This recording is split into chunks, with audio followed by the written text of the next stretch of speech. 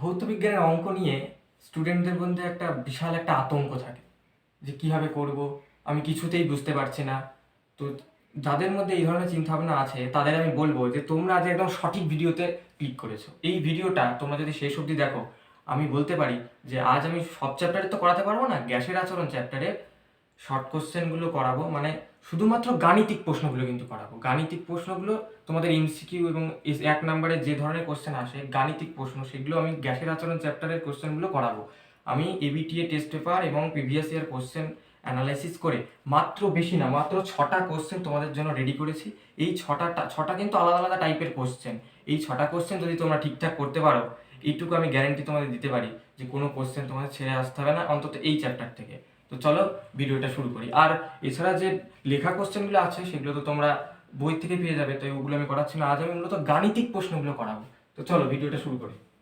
দেখো প্রথমে আছে, আমি প্রথমে সূত্রগুলো তোমাদের বলে দিচ্ছি। দেখো আমাদের মূলত 5টা সূত্র এখানে করতে হবে। প্রথমটা হচ্ছে n = W/m। আর এখানে n হচ্ছে মোল সংখ্যা, প্রত্যেকটা টার্ম কিন্তু আমাদের জানতে হবে। n হচ্ছে মোল সংখ্যা, আমি বলে দেবো, কোনো চিন্তা নেই। আর তারপর একটা আছে এইটা, তারপরে এই যে এটা হচ্ছে চার্লসের সূত্রে যে গাণিতিক রূপ PV = nRT, আদর্শ গ্যাসের সমীকরণ P1V1 P2 = P2V2। মূলত এই 5টা ইকুয়েশন আমাদের মনে রাখতে হবে, অঙ্ক করতে গেলে 5টা সূত্র আমাদের লাগবে। এছাড়া আরেকটা সূত্র আছে চার্লসের সূত্র, যেটা আজ আজ ওই ধরনের অঙ্ক নেই, যেটা 2 নম্বরে বা 3 নম্বরে আসে।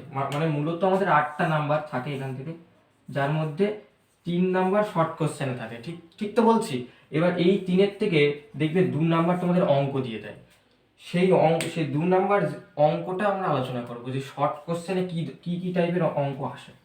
তো চলো প্রথমে দেখো, আমি 6টা কোশ্চেন নিয়ে নিয়েছি। আমি বলবো না যে এই 6টাই তোমাদের পরীক্ষায় আসবে, 6টা করেই তোমরা চলে যাবে, একদমই না। কিন্তু এই টাইপের অঙ্কই দেবে, দেখবে এর বাইরে আসবে না, এই ধরনের অঙ্কই দেবে। তুমি টেস্ট পেপার ঘেটে দেখতে পারো। তো চলো দেখি। প্রথম তোমরা অবশ্যই কিন্তু ফর্মুলাগুলো লিখে নেবে, আশা করি লিখে নিয়েছো। আমি মুছে দিয়ে এক এক করে অঙ্ক করাতে শুরু করি। দেখো প্রথমটা কি বলছে। প্রথমটা বলছে যে 5 মোল গ্যাসের ভর কত, 5 মোল হাইড্রোজেন গ্যাসের ভর কত। দেখো অঙ্কটা কিভাবে সহজে করা যেতে পারে। এর ক্ষেত্রে যে ফর্মুলাটা লাগবে, যেহেতু মোল সংখ্যা বার করতে, যেহেতু মোল বলে দিয়েছে, ভর বের করতে হবে, আমরা এই ফর্মুলাটা ইউজ করব, n = W/m। এই ফর্মুলাটা আমরা ইউজ করব। একদম প্রথম ফর্মুলা যেটা আমি লিখেছিলাম একটু আগে, তার প্রথম ফর্মুলা হচ্ছে n = W/m। 5 মোল হাইড্রোজেন গ্যাসের ভর কত। আচ্ছা দেখো তো, এখানে আমাদের ভর মানে হচ্ছে কতটা ওজন, সেটা প্রদত্ত ওজন, এইটা আমাদেরকে নির্ণয় করতে হবে। 5 মোল, মোল সংখ্যা কিন্তু আমাদের বলে দিয়েছে, n = 5। হাইড্রোজেন গ্যাসের ভর কত, কিন্তু এটা এটা তো আমাদের নির্ণয় করব, আমরা এটাকে নির্ণয় করব W। n 5 বলে দিয়েছে, কিন্তু m টা কিন্তু আমরা জানি না।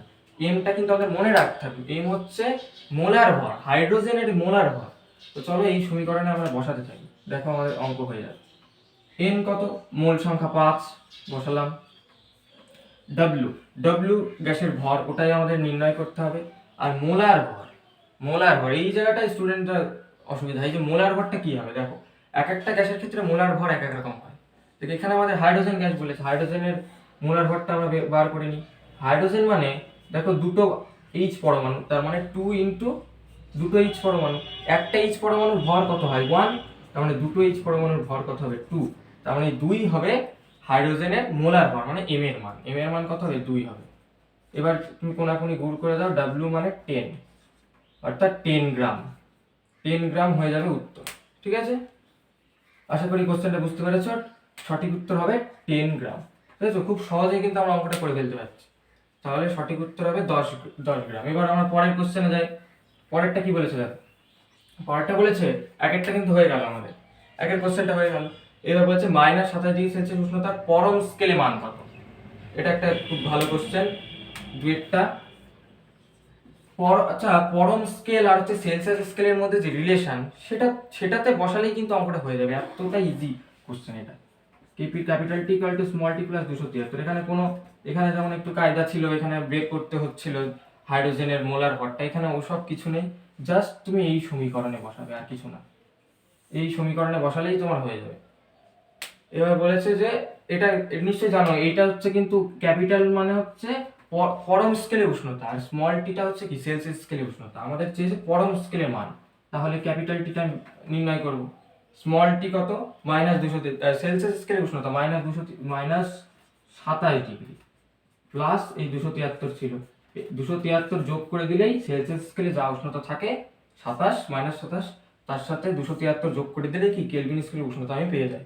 তাহলে 273 - 27 করলে কত হবে, তোমার হবে হচ্ছে 246, কি ঠিক তো? 246 কেলভিন, 50 আর 23, হ্যাঁ 246 কেলভিন হয়ে যাবে আমার সঠিক উত্তর। তো চলো পরেরটা দেখি, আশা করি বুঝতে পেরেছো। এবার বলেছে, এবার আমরা তিনেরটা দেখবো, দুইয়েরটা হয়ে গেল। তিনেরটা বলেছেন এন অ্যাভোগাড্রো সংখ্যা হলে 16 গ্রাম O2 গ্যাসের অণুর সংখ্যা কত? খুব সুন্দর একটা কোশ্চেন। এন অ্যাভোগাড্রো সংখ্যা হলে 16 গ্রাম অক্সিজেন গ্যাসের অণুর সংখ্যা কত? তো দেখি কিভাবে করা যায়। তিনের কোশ্চেন, এগুলো কিন্তু সব এমসিকিউ এসিকিউ, এমসিকিউ আর এক মাসের করতে কোশ্চেন। আমি অপশনগুলো লিখতে ভুলে গেছি, অপশন হয়তো পরীক্ষায় দেওয়া থাকবে, সমস্যা নেই, সেটা কোনো কথা নয়। এন অ্যাভোগাড্রো সংখ্যা হলে 16 গ্রাম O2 গ্যাসের অণুর সংখ্যা কত? আচ্ছা 16 গ্রাম O2 গ্যাসের অণুর সংখ্যা তো আমি জানি না, কিন্তু 1 মোল গ্যাসের অণুর সংখ্যা কত বলো তো? অ্যাভোগাড্রো সংখ্যা, সেটাই আমি লিখে নিই। তার মানে এটা কিন্তু আমরা জানি যে 1 মোল গ্যাসের অণুর সংখ্যা, যে কোনো 1 মোল যে কোনো গ্যাসের অণুর সংখ্যা কত? অ্যাভোগাড্রো সংখ্যক, অর্থাৎ ক্যাপিটাল এন, তাই তো? 1 মোল গ্যাসের অণুর সংখ্যা ক্যাপিটাল এন। এবার এক্ষেত্রে আমাদের অক্সিজেন বলেছে, সমস্যা নেই, যে কোনো গ্যাস, অক্সিজেন কেন, হাইড্রোজেন, কার্বন ডাই অক্সাইড যাই থাক, 1 মোল গ্যাসের অণুর সংখ্যা হবে অ্যাভোগাড্রো সংখ্যক মানে ক্যাপিটাল এন। এবার বলেছে 16 গ্রাম, এবার 1 মোল যদি আমি অক্সিজেন গ্যাস নিই, 1 মোল মনে করো O2 গ্যাস, O2 গ্যাসের অণুর সংখ্যা এন, 1 মোল অক্সিজেন গ্যাস মানে কত গ্রাম বলো তো? সেই আবার হাইড্রোজেনের যেমন আমরা বের করেছিলাম আণবিক ভর, সেরকম অক্সিজেনের ক্ষেত্রে বের করতে হবে। অক্সিজেনের যেহেতু দুটো পরমাণু, আর অক্সিজেনের একটি পরমাণুর ভর কত? 16, তার মানে 16 গুণ 2 অর্থাৎ 32 গ্রাম। তার মানে 1 মোল মানেই হচ্ছে 32 গ্রাম O2। 32 গ্রাম O2 গ্যাসের 32 গ্রাম O2 গ্যাসের অণু সংখ্যা কত? Capital N. কারণ আমি তো 1 মোল গ্যাসই নিয়েছি, 1 মোল মানে ওটাকে, মোলটাকে আমি গ্রামে কনভার্ট করে নিয়েছি, 1 মোল মানে 32 গ্রাম, সেটা আমি লিখেছি। তো 32 গ্রাম অক্সিজেন গ্যাসের অণুর সংখ্যা কত? Capital N. এবার 32 গ্রাম তো আমার বলেনি, আমার 16 গ্রাম বলেছে, 16 গ্রাম গ্যাসের অণুর সংখ্যা কত? তাই ওই কি আমি ফেলে দিলেই হয়ে যাবে। 16 গ্রাম O2 গ্যাসের অণুর সংখ্যা কত? n বাই 32 ইন্টু 16, তাই তো? এবার 16 দিয়ে 32কে কাটলে 2, তার মানে n by 2, capital N by 2, এটাই হয়ে যাবে আমার সঠিক উত্তর, ক্যাপিটাল এন বাই 2। তাহলে তিনেরটার আনসার কত হবে? n বাই 2 হয়ে যাবে আনসার। ঠিক আছে, আশা করি কোশ্চেনটা বুঝতে পেরেছো। আর যদি কোনো সমস্যা থাকে তাহলে অবশ্যই কিন্তু কমেন্টে জানাবে। ঠিক আছে, আমরা এবার নেক্সট কোশ্চেন করি।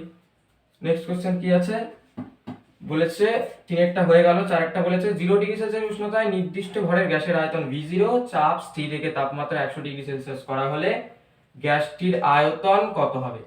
এটা বলতো কি টাইপের অঙ্ক? এটা কিন্তু চার্লসের সূত্রের অঙ্ক। চার্লসের সূত্রের যে আমরা সমীকরণ পেয়েছিলাম না, একটা গাণিতিক রূপ পেয়েছিলাম, সেখান থেকেই কোশ্চেনটা দেওয়া হয়েছে, সেই ফর্মুলা থেকে। ফর্মুলাটা VT equal to V0 into 1 plus T by 273। ঠিক আছে, এটা হচ্ছে আমাদের formula, VT equal to V0 into T by 273। এই ফর্মুলা দিয়ে আমাদের অঙ্কটা করতে হবে। দেখো 0 ডিগ্রি সেলসিয়াস উষ্ণতায় কোনো গ্যাসের আয়তন V0, মানে এইটা V0, আর চাপ স্থির রেখে, চাপ স্থির রাখছে মানে কি? চাপ স্থির রাখছে মানে কি? চার্লসের সূত্র, চাপ স্থির রেখে তাপমাত্রা 100 ডিগ্রি করা হবে, অর্থাৎ টি এর মান বলছে 100 করে দেবে, টি এর জায়গায় 100 বসাবে। 100 করা হলে গ্যাসটির আয়তন কত হবে, অর্থাৎ ভিটি কত হবে? টি এর জায়গায় শুধু 100 করতে হবে, আর কিচ্ছু না, ব্যাস বসাতে থাকো। V0 1 প্লাস টি কত? 100 বলেছে, 100 বাই 273। এবার এটা ক্যালকুলেশন করো, তাহলে হয়ে যাবে V0 273, লসাগু করলে 273 প্লাস 100 373, তার মানে এটাই হয়ে যাবে আমাদের উত্তর। তার মানে গ্যাসটির আয়তন কত হবে, 100 ডিগ্রি সেলসিয়াস উষ্ণতায় V0 ইন্টু 373/273, এটাই হয়ে যাবে আমাদের আনসার। ঠিক আছে, নিশ্চয়ই কোশ্চেনটা বুঝতে পেরেছো। চলো নেক্সট কোশ্চেন দেখি এবার। পাঁচেরটা দেখো, 8 গ্রাম অক্সিজেন গ্যাসের অবস্থার সমীকরণ হলো পিভি ইকুয়াল, সেই আদর্শ গ্যাস, আমাকে এটা আদর্শ গ্যাস হিসেবে ধরে নিতে হবে।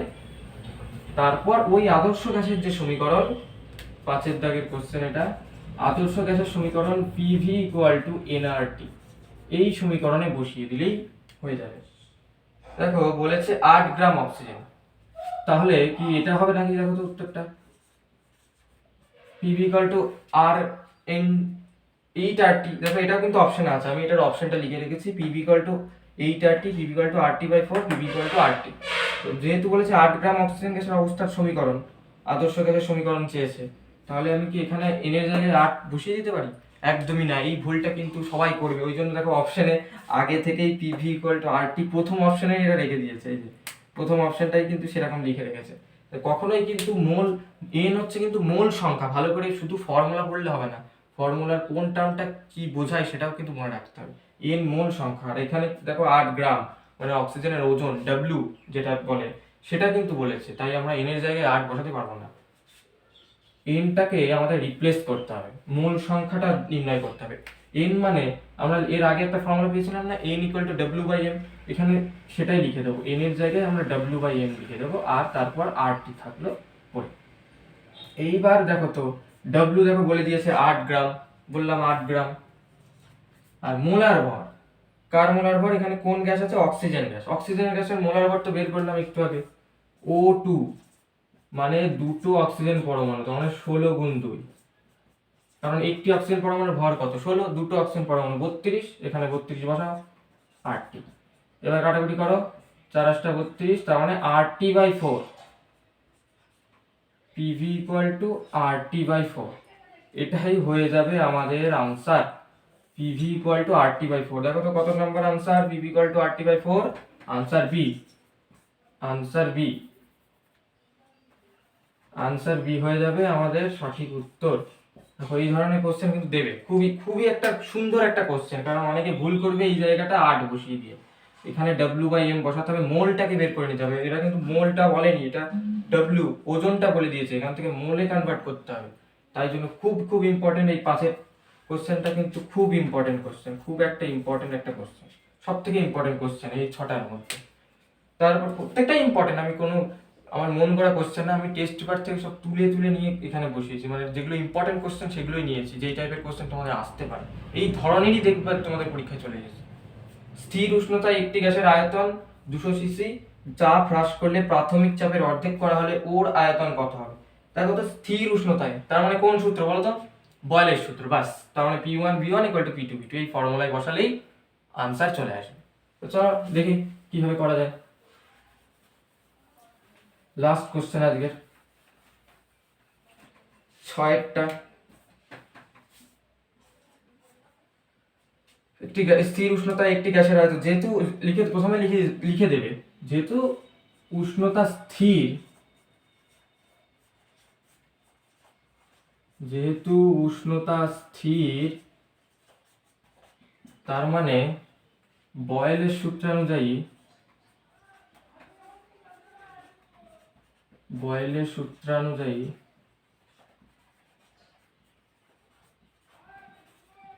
সূত্রানুযায়ী কি কি বলা যায়, P1V1 = P2V2, তাই তো, এই ফর্মুলা দিয়ে অঙ্কটা করতে হবে। তোমরা কিন্তু আবার বক্স করো না কিন্তু পরীক্ষায়, আমি জাস্ট তোমাদের যাতে দেখতে সুবিধা হয় বুঝতে সেই জন্য বক্সটা করছি, একদম কিন্তু বক্স করবে না। P1V1 = P2V2, এটা হচ্ছে ফর্মুলা। এবার আমাদের মানগুলো জাস্ট ঠিকঠাক করে বসাতে হবে, তাহলে অঙ্কটা হয়ে যাবে। স্থির উষ্ণতায় একটি গ্যাসের আয়তন বলেছে 200 সিসি, তার মানে এই আয়তনটা কি, এই V1 প্রাথমিক আয়তনটার কথা বলেছে, এখানে বসাও। P1 কে তুমি P ধরো, V1 মানে প্রাথমিক আয়তন, দেখো বলেছে আয়তন 200, প্রাথমিক আয়তন তার মানে 200 সিসি, আর বলেছে যে চাপ হ্রাস করে প্রাথমিক চাপের অর্ধেক করা হলো, মানে এখানে যা প্রাথমিক চাপ ছিল P2টা কি মানে অন্তিম চাপ তার অর্ধেক হয়ে গেল, যা ছিল তার অর্ধেক। তুমি যদি এটাকে P1 ধরো তাহলে এটাকে P1/2 ধরবে, মানে এটাকে যা ধরবে প্রাথমিক চাপ অন্তিম চাপটাকে তার অর্ধেক করে দেবে। তুমি যাই এক্সও ধরতে পারো, যা ইচ্ছা তাই ধরো, আমি P1 ধরে নিলাম, তুমি Pও ধরতে পারো, সমস্যা নেই। আর V2 বলেছে ওর আয়তন কত হবে, মানে V2 অন্তিম আয়তনটা আমাদের নির্ণয় করতে হবে এখান থেকে। দেখো P1 কেটে যাবে, সে যাই থাক এখানে চাপ P1 P থাক যাই তুমি লেখো, কেটে যাবে সেটা। এইবার এই দুইটা এপাশে এসে গুণ হবে V2 মানে এই হাফ এপাশে গুণ হয়ে গেলে কি 200 গুণ 2 মানে কত, 200 গুণ 2 মানে 400, কি হবে এখানে লিটার হবে, একদমই না কিন্তু আয়তন এখানে ইউনিটটা কিন্তু যদি ভুল করে হাফ নাম্বার কেটে নেবে কিন্তু, আর যদি শর্ট কোশ্চেন হয় তাহলে পুরোটাই কেটে নেবে। ইউনিটটা খেয়াল রাখতে হবে, এখানে যেটা আমরা বলেছিল প্রাথমিক আয়তন তুমি যা বসিয়েছিলে সিসি, তার মানে এটাও সিসিতেই আয়তনটা আসবে, মানে V2 কত বেরোলো, V2 আসবে 400 সেমি। ঠিক আছে, নিশ্চয়ই কোশ্চেনটা বুঝতে পেরে, একটু খেয়াল করো তো এই জায়গাটা। দেখো আয়তন যখন চাপ যখন P1 ধরেছিলে তখন দেখো 200 সেমি আয়তন ছিল, তারপর চাপ যেই অর্ধেক করলে আমরা কি জানি চাপ যদি কমানো হয় তাহলে কি আয়তনটা বেড়ে যায়, দেখো আয়তনটাও বেড়ে গেছে, 200 থেকে ডাবল হয়ে গেল, তাই না? থিওরিতে তোমরা পড়েছো। ঠিক আছে, তো আজকে 6টা কোশ্চেন করিয়ে দিলাম, আশা করি তোমরা 6টা কোশ্চেন সম্পূর্ণ বুঝতে পেরেছো। এই 6টা কোশ্চেনই তোমরা ভালো করে প্র্যাকটিস করো, বুঝে বুঝে প্র্যাকটিস করো, কিন্তু এটা ভেবো না যে এটাই হুবহু পরীক্ষায় চলে আসবে, একদম কিন্তু আমি এটা বলছি না, পরে আবার কিন্তু বলবে। তো তোমরা একটু 6টা কোশ্চেনই একটু ধরে ধরে করো, তার বুঝে বুঝে করো, আর এই ফর্মুলাগুলো কিন্তু আগে লিখে নেবে, কিন্তু যেগুলো আমি বলে দিয়েছিলাম ওইগুলো লিখে নেওয়ার পর ফর্মুলাগুলো করো। আর ওই 5টা ফর্মুলা, আর একটা ফর্মুলা আছে এই চ্যাপ্টারে চার্লসের সূত্র, আমি ওটা দিয়ে অঙ্ক করাই নিয়ে পরের দিন করাবো। তো মূলত এই কটাই তোমাদের 5 থেকে 6টা ফর্মুলা আছে, খুব সহজ সহজ ফর্মুলা, এগুলো প্র্যাকটিস করতে থাকো। তারপরে তুমি টেস্ট পেপার খুলে নিজেই তুমি দেখতে পারবে যে এই ধরনের কোশ্চেনগুলোই আসছে, ঘুরিয়ে ফিরিয়ে এই ধরনের কোশ্চেন আসছে, তোমার আর কোনো রকম সমস্যা অন্তত এই চ্যাপ্টার থেকে থাকবে না। ঠিক আছে, তো ঠিক আছে, যদি ভিডিওটা ভালো লাগে একটা লাইক করবে, চ্যানেলে নতুন হলে অবশ্যই চ্যানেল সাবস্ক্রাইব করবে, কারণ আমি এরপরে গ্যাসের আচরণ যে নেক্সট ভিডিও আসবে সেটাতে আমি যে 2-3 নম্বরে যে বড় বড় অঙ্কগুলো আসে সেগুলো নিয়ে আলোচনা করে দেবো। মূলত পিভি ইকুয়াল টু এনআরটি, বয়েলের সূত্র, চার্লসের সূত্রের সমন্বয় রূপ, এখান থেকে অঙ্কগুলো আসে। ঠিক আছে, আমরা ওটা পরের ভিডিওতে আলোচনা করব। আজ এই অবধি ভিডিওটা আমি শেষ করছি।